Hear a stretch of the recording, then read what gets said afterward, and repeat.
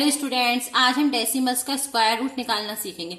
तो डेसिमल्स के square root में मेन होता है पेयर बनाना। अगर पेयर बनाना अच्छे से आ जाएगा तो स्क्वायर रूट आराम से निकल जाएगा।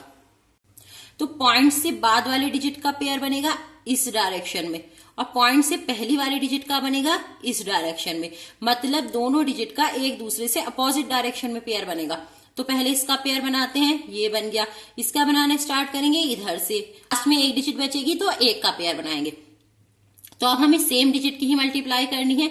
जो डिजिट हम यहाँ लिखेंगे वही हमें यहाँ लिखनी होगी। तो यहाँ 1 है तो हम यहाँ 1 ही लिख सकते हैं। यहाँ भी हम 1 लिखेंगे, यहाँ भी 1 लिखेंगे और यहाँ भी 1 लिखेंगे।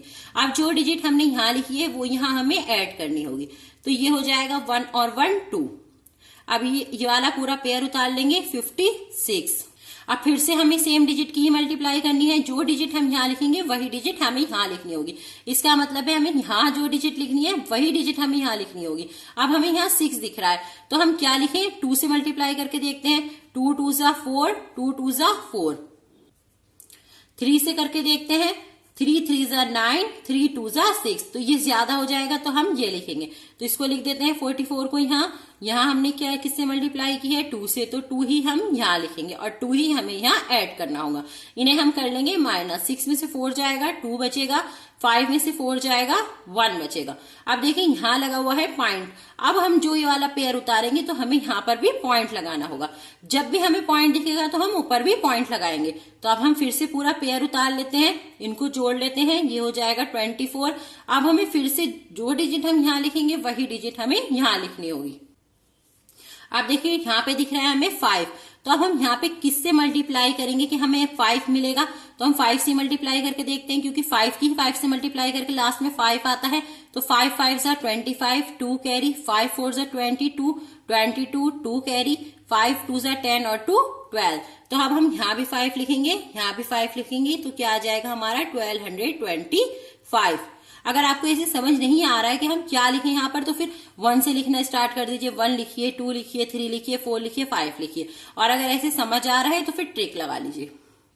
तो अंडररूट 156.25 क्या आ गया है हमारे पास, 12.5। एक क्वेश्चन और कर देखते हैं ताकि आप लोगों को बिल्कुल अच्छे से समझ में आ जाए। तो जहां पॉइंट लगा हुआ है उसके बाद वाले डिजिट का पेयर बनेगा ऐसे, पॉइंट से पहली वाले डिजिट का बनेगा ऐसे। तो इसमें तो दो ही डिजिट है तो ऐसे बन जाएगा। अब देखिए सेम डिजिट की हमें मल्टीप्लाई करनी है। अगर हम यहाँ लिखते हैं 6 इंटू 6 हो जाएगा 36, कम रहेगा इससे। हम यहाँ लिखते हैं 7, तो 7 7 से क्या हो जाएगा 49। मान लो अगर हम यहाँ 8 लिखते तो 8 8 से 64, इससे ज्यादा हो जाता, इसलिए हमने 7 लिखा। अब जो हमने यहाँ लिखा है वही हम यहाँ ऐड कर देंगे। ये हो जाएगा 14। इसको इसमें से माइनस कर देते हैं। 11 में से 9 जाएगा, बचेगा 2। अब देखिए यहाँ आ गया पॉइंट। तो जब हम ये वाला पेयर उतारेंगे तो ये पॉइंट हमें यहाँ लगाना पड़ेगा। तो ये वाला पेयर उतार लेते हैं 84। अब देखिए 14 की किससे मल्टीप्लाई करें कि 284 आ जाए। तो लास्ट में 4 है तो 2 से करके देखते हैं। 2 2 जा 4, 2 4 जा 8, 2 1 जा 2। तो 2 से मल्टीप्लाई करने पर आ रहा है 284। तो अंडररूट 51.84 क्या आ गया है, 7.2। आई होप आप लोगों को अच्छे से समझ आ गया होगा। अच्छे से समझ आया हो तो वीडियो को लाइक कर दें। अगर चैनल पर नए हैं तो चैनल को सब्सक्राइब कर दें।